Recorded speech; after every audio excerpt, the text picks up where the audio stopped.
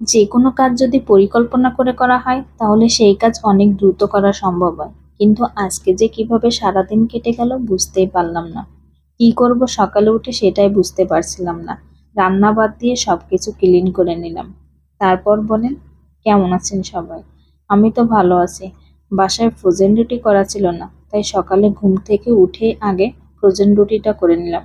রুটিটা করে নিলে কাজটা অনেকটা এগিয়ে যায়। এরপর রান্নাঘরের সব র্যাকগুলো খুলে ফেললাম। এগুলো সব পরিষ্কার করতে হবে। অনেকদিন পরিষ্কার করা হয় না।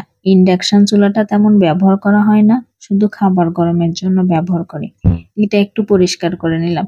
শুকনো খাবার র্যাকটাও মুছে নিলাম। এটা উপর দিয়ে সার্ফ এক্সেল দিয়ে ক্লিন করলাম। এটা তো আর সবকিছু ধুয়ে ক্লিন করা সম্ভব নয়। র্যাকগুলো ধুয়ে পরিষ্কার করা শেষ। এবার এটাকে সেট করতে হবে। র্যাকে এবার থালা বাসনগুলো সাজিয়ে নেব। রান্নাঘরের সবকিছু আজ ক্লিন করছি। অনেক সময় লাগছে, প্রায় 2 ঘন্টার মতো।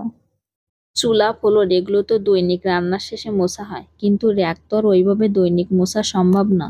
মাসে 2 থেকে 3 বার খুলে এভাবে পরিষ্কার করা হয়। পেঁয়াজ রসুনের র্যাকটাও ধুয়ে দিয়েছিলাম। এবার পেঁয়াজ রসুনগুলো রেখে দেব।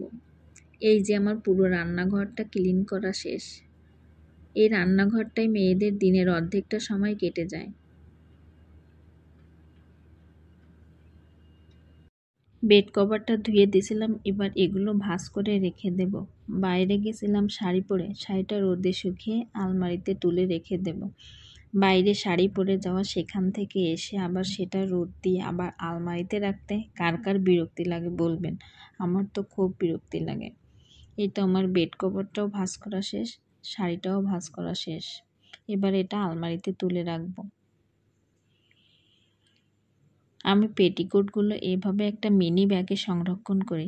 একটা ব্যাগে 10টা করে পেটিকোট রাখা যায়। আমি এটা অনলাইন থেকে কিনছিলাম। কে কিভাবে পেটিকোট সংরক্ষণ করেন অবশ্যই জানাবেন।